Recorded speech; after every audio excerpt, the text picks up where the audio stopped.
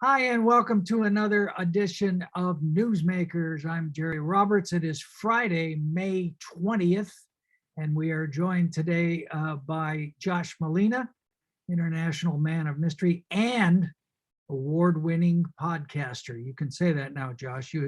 And Nick Welsh, executive editor and top columnist, 2 years running in Santa Barbara after only 55 years of trying.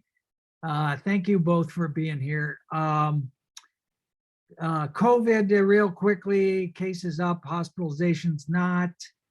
Back east, people are starting to put mask mandates in place again. So I think we're not done with it yet. But so far so good in Santa Barbara. Hey, it's only 18 days till the election, which I was shocked to learn today. And a couple of things. One is there's just like no competition in most of the local races. You know, the district attorney's office is open for the first time in 12 years. John Savernak's running unopposed. The treasurer tax collector, Harry Hagen's unopposed. The auditor controller, Betty Schaefer's unopposed. Why? I mean, why? Jerry, I don't think we want to encourage more unqualified people to run for office just so we have something to cover. So maybe it's a good thing. Well, Nick, you know, with the DA, that was a real case of bait and switch. That was a complete bait and switch move by Joyce Dudley.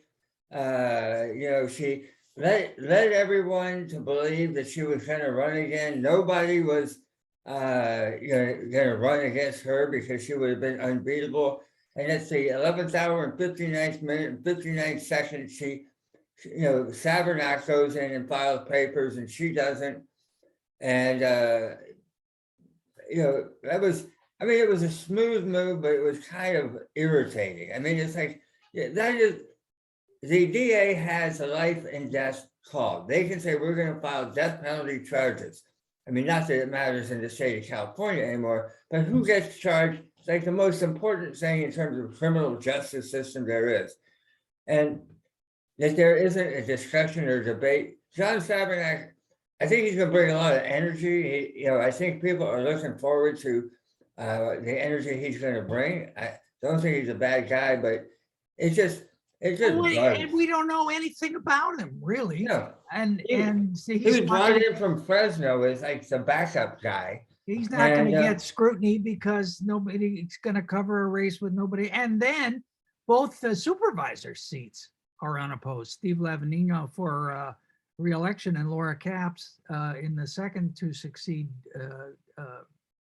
So in January, we will have 3 supervisors sitting at that desk who ran unopposed. Bob Nelson, likewise. So 3 out of the 5 will have gotten there without an opponent. Not a good sign. Yeah. All right. Our friend Wade Cooper had an op-ed about this that ran in Newsmakers, and also I think Nick in your paper kind of bemoaning the fact. All right. The other thing is, because politics is the greatest spectator sport except for baseball, we do have to cover something. So now we're covering the race for county superintendent of schools, which is probably even more obscure than Harry Hagen's office, but it is kind of interesting. So Josh, Christy Lazano, who's challenging incumbent Susan Salcido, took a pass on the Legal Women Voters debate, forum, because she wouldn't agree to the rules. That didn't seem like a smart move to me. Yeah, Legal Women Voters, everyone who's participated in that forum over the decades knows that it's not a forum that you'd see on CNN or Fox. You're not going to be attacking people. It's about talking about your platform. And sure, there are many people who say that's boring. That's not what we want. And it is, and that's a valid point. Okay. It is fun to be able to ask candidates questions, respond, and get them to mix it up, because I think viewers like that. But that's not what the League of Women Voters debate is. It's supposed to be nonpartisan. And so Christy Lazano has a version of what happened. League of Women Voters has a version of what happened. But essentially, Christy didn't sign anything to agree with the terms, and the League of Women Voters had no choice but to cancel the event. And I think that on one hand, it could be a masterful ploy. Maybe I'm giving that team too much credit. You don't agree to it. You know there's going to be a tension, and now the stories about the event not happening, and that gives a candidate who needs to fight an uphill battle a little more attention. But probably the other perspective, which is more common and real, is Christy Lazano missed an opportunity to have her message on a website, on community access, on TV Santa Barbara, Right. played over and over and over and over until the election. And you can't really pay enough for television time. I mean, that is what people like. And so it could be seen as a lost opportunity No, I as think well. it's, I I think definitely you- think it's a You know, mistake. when you're running as a challenger against an entrenched incumbent and for a district, you know, for a seat that nobody knows anything about, you can't really get high horsey about these restrictions. Well, and it wasn't These like- restrictions date back to like 1906. Exactly. It's And- not like they dropped them in because Christie was running. And I just think this is another case of Christie looking for something to complain about. You know, oh, the deep state is out to get me. Okay, the deep state is out to get her, but you know, it's just. You're gonna put that on our next video, Nick. Henry. But it was sad and pathetic. But then Susan Salcido, you go ahead because I know where you're going to go. Go to the other shoe that's going to drop, because then Susan Salcido ducked on the reverse. She's almost as bad. No, Come on. no, what the Coalition for Neighborhood Schools. Ducking is a forum by Citizens for Neighborhood Schools. This is Alice Post. She's been around since the 1980s.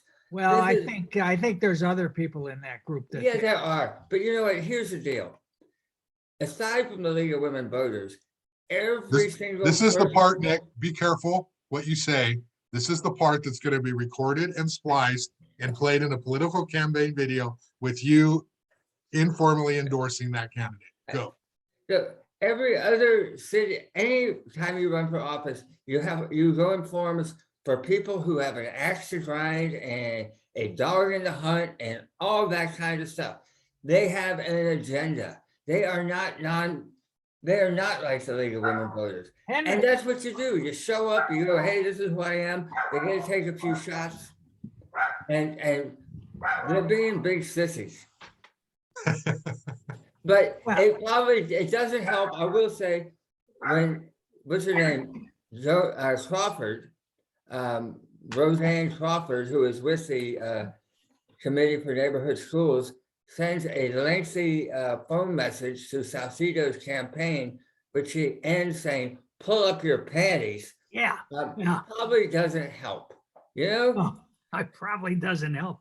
And, I don't think that Salcido had any incentive to, make a special effort to be on it once she agreed to be in the. You know what? She needs to be bigger than that. So, I mean, she is the 8,000-pound gorilla in this race. She is sort of the Uber boss in some bureaucratic way of the 20 school districts, and maybe she could show a little, leadership here. Like, I'm going to reach out and I'm going to take a slight risk. Yeah. Democracy kind of calls for it. Well, I think there still might be something come together. You got some up your sleeve? Are you going to do? No, I'm just hearing things about it. Are you sure that's not you? No, it's not me. I'm not doing it. I'm gonna quit while I'm ahead. We won the big award for the mayoral debate, which was a big production to put together, and thanks to JP, It was. happened. Congratulations. Yeah. And, okay, well, look, the other thing, Christy did this, her latest YouTube video was basically a cut and paste job with newsmakers video on it, which I suppose there's probably laws about, how much you can use in an ad, but You mean you can't just steal somebody else's show and put it on your yeah. show? What are you talking about? Maybe I'll hire Barry to pursue this for me. But she used Nick's soliloquy about how the Molly Culver lawsuit to get Christie off the ballot was a plot by Jack O'Connell, but God, you couldn't understand what she was talking about. It was like Colonel Mustard with the candlestick in the conservatory. What was that, Josh? Well, I have to say that I watched it once and I didn't understand the dots that she was trying to connect. I knew that somehow she was trying to say that Nick Welsh uncovered this secret link between Jack O'Connell and Molly Culver and the superintendent's office. That's kind of the gist, but I didn't really see any hard line proof or connections there. Maybe I didn't understand it very well. Maybe because it's me. She didn't really close. I mean, I think what she was trying to say is Jack O'Connell has his firm has a contract with the county school district to lobby in Sacramento on their behalf. $3,000 a month. Trying to make it like a state secret, but Jack O'Connell is the former state superintendent of schools who now is in that business, and he probably has half the school districts that he represents because he knows what he's talking about, and it's a good job. So I mean, I think she was trying to say, oh, look at this contract. And, because Susan is handing out this contract to Jack tried to keep me off the ballot. No, I think that was the argument. Well, if it were a news story, Jerry, and you were editing it, you'd take all that stuff from the bottom, pull it to the top, and write one clear sentence. All she has to do, people are busy. They don't have time to unravel all this mysticism about the campaigning. Just say what happened. 2 minutes, done. I don't know how hard that is. And do we find the person who gets a fender bender and is claiming whiplash? And it's just like, the hidden contract. I mean, if the schools, if Salcido's office didn't hire Jack O'Connell, they'd be guilty of malpractice. Yeah. I mean, no, that's true. Look at Nick Welsh backpedal now. I'm trying to unpack it. I'm trying to put toothpaste back in the tube. Let's unpack it. Yeah, I got to start saying that. I got to pivot and unpack it. All right, a little more on schools. Josh, your jihad against Superintendent Dr. Hilda Maldonado continued this week apace with reports of more departures of cabinet people and some indications of the troubled past of someone they hired. Say a word about that. Well, it's a sad state of journalism if just good daily reporting is seen as something that's a jihad or biased or something. Very simple. The school district put out a press release saying we hired these 2 assistant superintendents, and the press release for one of the candidates, one of the hires was long and thorough and had their jobs and their background. For the other one, it had the degrees they obtained, but nothing about their job experience. So very conspicuously absent was the stuff that you'd want to let journalists know.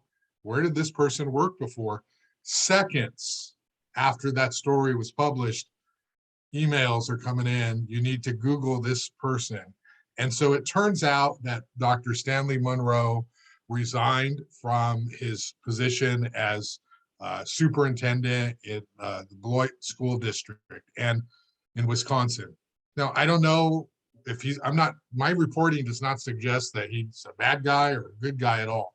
It just says this happened. That Well, he there was were complaints, right? There were complaints There- that had been filed against him. Yeah, complaints about intimidation, harassment. He resigned. The board dropped the investigation, and that was the end. He actually was sent a cease and desist letter by the school district after he was no longer employed, saying, don't contact the staff. You're doing this during work hours, trying to get information. So just some basic reporting, all of it of which is out there. I confirmed it with, the officials there. It's there, it's out there. And it's really more of a reflection on the school district not presenting this information up front and letting us know that this person's job history is this. He may be a great guy, I don't know, but the stories are about his past, and it's So that, basic so, 101 so the reporting. question is, was that intentional, or did Masuda just save and recall something and forget to paste it in? Well, Nick I don't Masuda, the know. communication I don't director. know. I mean, I know what he said, which is that it was an accident. It was not intentional. I also know that there should be somebody reading those press releases who notices those sort of things. It plays to the larger narrative about transparency. And one of the things that's unfortunate about this whole conversation is that the people who don't like the district and who don't like the equity measures that Hilda Maldonado is trying to put into place are using this issue of people resigning from the school district to benefit their greater sort of goal, which is to get Christy Lazano into office. And it's not the same thing. There are two different things going on. There are people in the Santa Barbara Unified School District, the cabinet, the administrators, who are saying, we're going to take other jobs. We're not going to work here anymore. Top down. Everyone who was in the cabinet when Hilda Maldonado was hired is gone, except for Dr. John Vecchio. That's a very different story than what some of the conservatives in town are using. They're trying to hijack that to say they're all bad. And it's unfortunate, but that is one of the things that's happening. Nick, No, wait, isn't it possible to look in the other end of the telescope with this, in that Hilda Maldonado's predecessor, Kerry Matsuoko, got, basically run out of town a year before his contract was up because he really messed up on the Ed Because he Barron lied to you, thing. Jerry. Just say it, because he lied to you. And he had trouble, telling the truth, and the Mad Academy scandal. I mean, there was a lot of stuff. Gary, you ran. So him wait out a of minute, town. let me just finish it. So every other week, we see these people coming to the school board and saying, this is outrageous, these people got to go. So you have a new chief executive who comes in, who wants maybe her own people.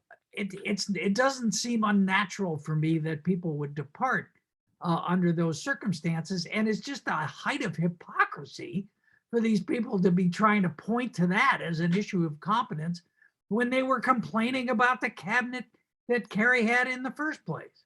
But Jerry, I get your point, but when you have 9 out of 10 people leaving these high positions, well-paid positions, now some of these people might be ideologically tainted in your estimation, or may have issues, or they may be too much in the Matsuoka camp.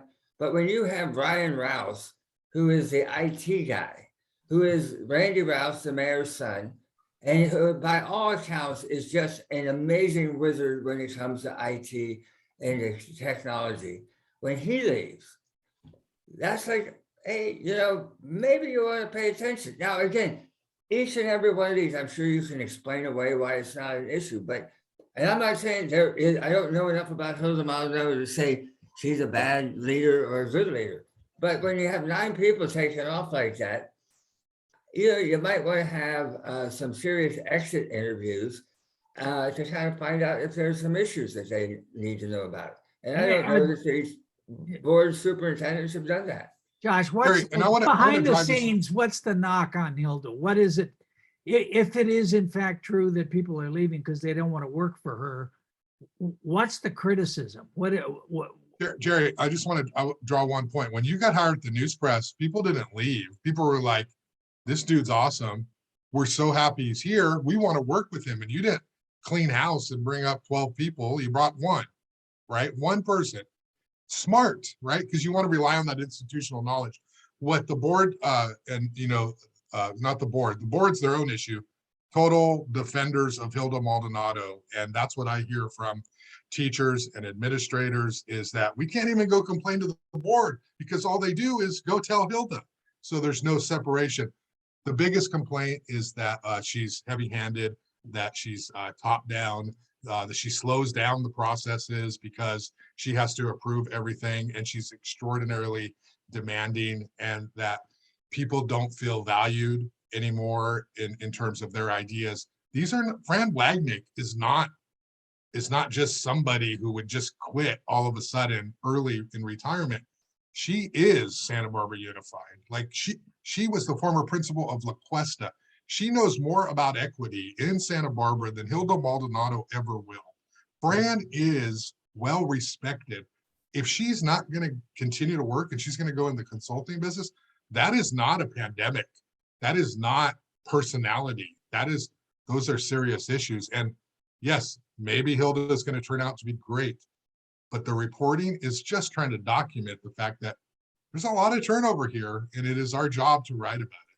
Well, again, Nick, looking at the other end of the telescope, she's demanding, she's a micromanager, she slows things down. I mean, it could also be a sexist trope, about the woman boss, that if it was a man, he's really strong and formidable and knows what he wants. Listen to Jerry getting all woke and progressive now, Nick. I'm Sorry, just saying, man, it's just, I think Hilda walked in on day one and she had to manage the pandemic. And that's what she had to do for a year and a half. It is undoubtedly the case that she took over the good ship Lollipop at about the worst time in history. I mean, you have a district where the cultural wars are popping off the charts.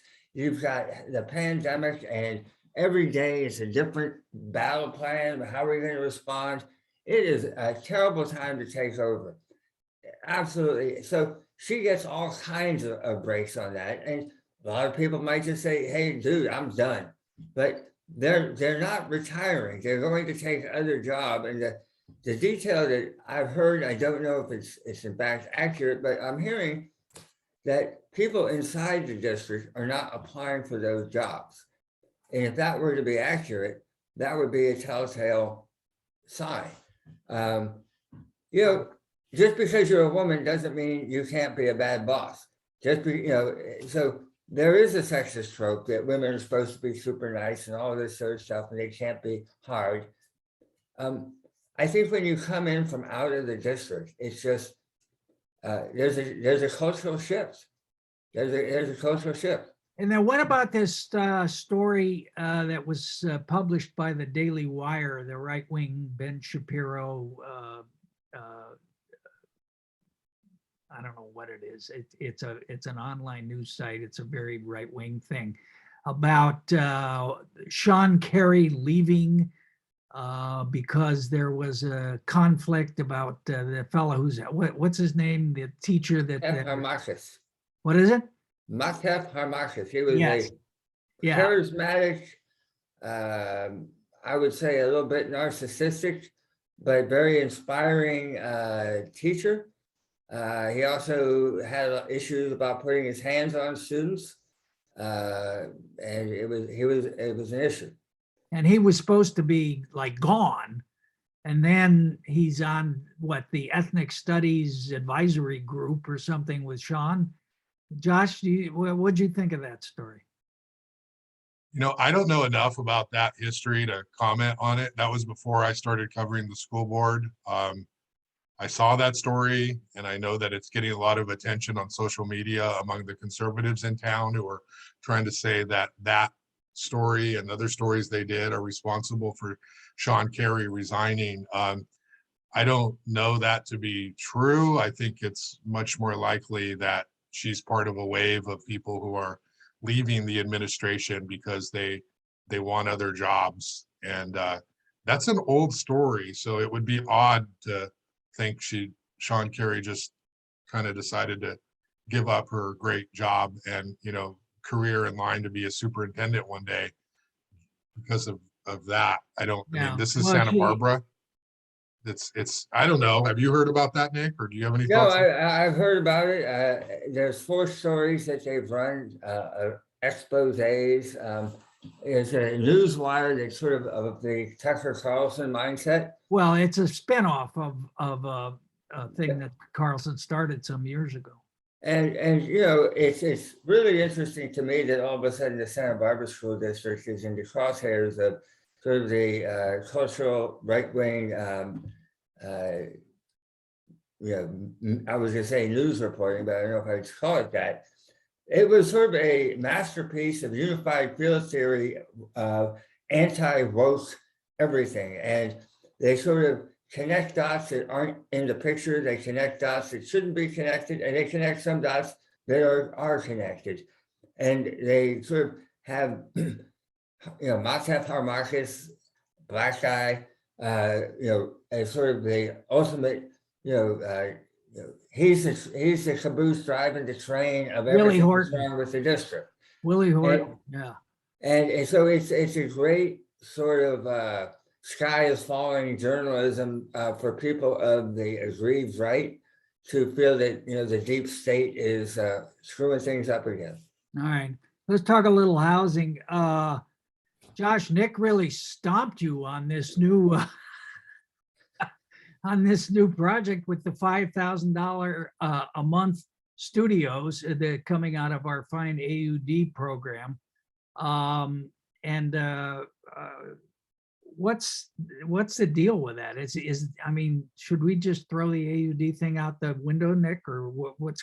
We also got a fine. I would be remiss if I didn't mention that Nick also included an historical look at vomiting in his piece in the Poodle this week, so don't miss that. But I mean, this is just another piece of evidence that the AUD is not doing the kind of housing that producing that we need, right? Well, you know, the AUD is a complicated program to give incentives to developers to build rental housing. And it has absolutely worked in that rental housing is being built in numbers that were never built before. The problem is that very few of the units being built are affordable. And when this whole thing started, the promise and the premise was it would be affordable by design because we're going to be building small little cubby holes and broom closets. And it would be much better than the big Mondo Grande condos that were going up downtown. So they are smaller, there's absolutely no doubt. 500, 600 square feet for $5,000 a month. And which project is this? This is the one at 800 Santa Barbara Street. It's, you know, it's built by, I'm blanking on his name. All I remember finding out is he and Vinyl White of Wheel of Fame Fortune have been going out for 10, 12 years. Said to be That's the value added. That's the value added in Nick's column, Josh. The guy dates Vanna White. I mean, come on. Wheel of Fortune. I mean, Wheel of Fortune indeed. $5,000 for a 500 square foot room closet. What does the city council say when they read something like this or learn of it through the media, Josh? I think they've already started the conversation a couple years ago about inclusionary housing as part of these projects. And I think the bigger picture thing is they will point to a $5,000 studio a month and say, well, we're building something. We weren't building things before, we're building something now. There are going to be these egregious examples, but more housing is needed. And they talk about people who were living in other less expensive housing units can now move into this, and it frees things up. They're not happy with it. Are there any of those affordable, so-called affordable units in this project? Or was it in the pipeline before that? I think it was in the pipeline before. No. No, but the thing is, I mean, they have got those inclusionary, but again, it's like you build 15 units and you get maybe 2 that are affordable. And by affordable, we mean it's below market rate, but it's sort of upper middle income, And in which that is vein, definitely a need. But yeah, well, Josh, you had a piece about that big project on Milpas Street, the Ed St. George project that got bumped up. The number of units that was allowed because they had some development agreement with the city. So they're just making all kinds of changes. Yeah, they went from 76 to 82, and it's going to reach, I think, as high as 52 feet in parts. And they have a right to build because the city council, for some reason, gave them a development agreement for this project. A very shrewd, very successful effort by Ed and Jarrett Gorwin and just that whole team to be able to somehow extract that out of the city. So they're going to build something, and if they don't allow them to add on this extra feet and these extra units, they can literally just build a different project that's already been approved at that site if they wanted to, that nobody likes. So essentially, it's going to be a little bit bigger. I don't think we know the impact of that project until it's. But there is inclusionary housing in that. Yeah. I think there's something like 16 units in there that are going to be inclusionary. I mean, Ed is, he builds a lot of housing in this town and he rents it out at below market rates to a lot of people. He's not just one sort of lens that people try to paint him with as a student housing owner. He does do a lot of good things for people in the community. This project is going to change Milpas Street. There's no doubt. There's no doubt about that. There's another project down the street on Gutierrez Street at the nursery that is also going to be big. So 10 years from now, 20 years from now, Milpas Street's going to have a lot of housing, and it's not really going to look like it looks like now. All right. A couple things really quick on State Street. 2 stories this week, Josh. The McDonald's left, much to Nick's chagrin, and the axe throwing. So how come when Nick's out, business is coming? how come when Nick has a story that I don't have, it's a big scoop, but when I have 4 stories he doesn't have, it's, oh, and by the way, McDonald's is leaving. I get it. Okay. Yeah. You don't have an agenda here, Terry. He's out. Even-handed. Solomon-like. McDonald's just told SEMA, the property owner, they're out. They didn't give a reason or excuse. Jim Cannell is the founder of SEMA, is very mixed feelings. On one hand, you have McDonald's, which pays the rent all the time, regularly on schedule.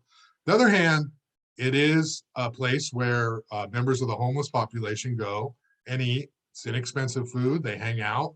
And it's just part of, when you're at that McDonald's, you're going to see homeless people. It's the same way where I live off of Stork. There's lots of homeless people who hang out at the McDonald's. It's just part of what you expect. But if you're a property owner down there, you probably don't like that. So it's another vacant spot that's going to happen on State Street. So we'll see what happens. Maybe they can do axe throwing too at that spot. Well, Maybe yeah. they can have a smash room.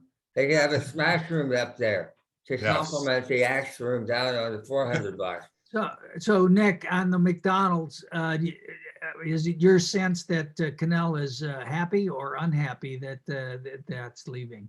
I don't know how I cut that baby in half. I know that he was very upset about the number of homeless people that were up there. It's easy for me to say this, it's not my property, but I go in there from time to time, and I've always been struck by the compassion of the place, and it has been sort of a shelter from the storm, but at the same time, I never felt like it was defined by the homeless people who hung out there. There were homeless people out on the street out there, there's no doubt, but inside it never felt like, oh, they're the dominant flavor of the month. And so I kind of think it's sort of like the library. It's a place where people can go, and they don't bother people there. But Jim Cannell is the property owner, and he has to deal with it a little bit more than I do. Yeah, I think, it's gonna be a big question mark up there. Yeah. Josh, say a word about the axe throwing. 427 State Street. I have to State, say that was what? so coming in late June, 427 State Street, the State Street Axe Club. And I guess these are popular in, bigger markets, but you get to go in there. Among Vikings, I think. Hey, evolutionary, Saxons. Jerry. We Huh? still have a lot of aggression that we need to get out in good ways. And throwing an axe is a really good way to do Is it. They're it? going to have like I don't know. It looks fun. They're going to teach you how to do it. You've got like How far do you 16 throw different it? axes. How far do you have to throw it? I don't know, 10 feet, 12 feet. I don't know. It's probably a little, not as far Are as. they going to bowling have a ball. bar in there so you can get trashed and then start throwing axes? Eventually, they are going to serve alcohol. Not originally, not when they open, but eventually, that is the goal. I talked to the owner, Brett Michelson, and he said it's a great place to take a date. So Jerry, you and Linda, go throw a few axes. We'll off. We do that. We do enough of that at home. Just don't take the grandkids. We don't want a news story. All right. And then speaking of throwing axes, Nick, Barry Cappello, our favorite attorney in town, was part of a big settlement in the Plains oil spill, which you note repeatedly, the 7th anniversary of, for your Pulitzer Prize nominated coverage of it. What's the deal? And on the settlement, who gets paid? And is this the end of the litigation? No, it's not the end of the litigation. This is a settlement of a class action lawsuit that Barry Cappello's law firm was involved in. So too were there were 3 law firms that were doing the litigation, and then there was a 4th law firm, if I understand it correctly, that was sort of coordinating the other 3 because it was such a massively complicated undertaking. And they were suing Plains All American Pipeline Company, which in May 19th, 2007, 7 years ago, I can't do the math, 2015, 142,000 gallons of oil spilled out of the pipeline, went into the ocean. It was like the 2nd worst oil spill in Santa Barbara County history. And cost a lot of money, but more significantly, it shut down Veneco, completely put Veneco out of business, put Exxon out of business temporarily. And basically, there is no Santa Ynez oil production right now. And how much is it? The settlement is what, 230 So million? yeah, $230 million. So what that means is the attorney's fees, I think, is 33% of that, and split presumably 4 ways. And this is to represent representatives of the fishing industry who are damaged by the oil spill. And then I think there's 3,000 property owners who had property along the coast that was touched by the oil spill or swamped by the oil spill. And so they will split it. So you have the fishing industry and you have the property owners. Still in the pipeline to be hammered out is another class action lawsuit that Barry Cappello is involved in, or his firm. And that involves oil workers who lost their job as a result of this. And it's worth noting that Plains All American Pipeline was found criminally guilty, I think, of 8 or 9 counts in a Santa Barbara courtroom, basically negligence for allowing the pipes to become so corroded. The federal government, I think, got $60 million out of them in a settlement because of their failure to maintain the pipes in the level of care that they needed to. County of Santa Barbara. All right, Now- Josh has got to go pick up kids. All right. County of Santa Barbara got $3 million. And it's worth noting, and then I'll shut up, that this is the only pipeline in the county that did not have what's called an automatic shutoff valve. As you first and exclusively reported. I guess that would be true. But all the other pipelines, if there's a big shift in pressure, they just shut off automatically. And the shift in pressure is what happens when pipes are corroded. And all of a sudden something springs a leak. Right, and then the other shoe to drop in this is Exxon, because Exxon couldn't use the pipeline, they wanted to truck the oil to Bakersfield, and the supervisors said they couldn't, they wouldn't give them the permits for that, and they are now suing the county over that. Yeah, so Exxon just dropped the bomb. Everybody knew it was coming, saying they're suing the county of Santa Barbara. It's kind of interesting, and I don't know what the right word is. Exxon never got around to suing Plains All American, which is actually the party that did the damage. Right. Veneco sued Plains All American, but Exxon for some reason hasn't, but they're going to sue the county. All right, I got to go pick up grandkids. There are a lot of other stuff we didn't talk about. Most importantly, increased fees to play pickleball. I know Hap Freund is going to be extremely concerned about that one, but maybe we'll get to it next time. Talk about regressive. And also our police chief, if we have one coming soon.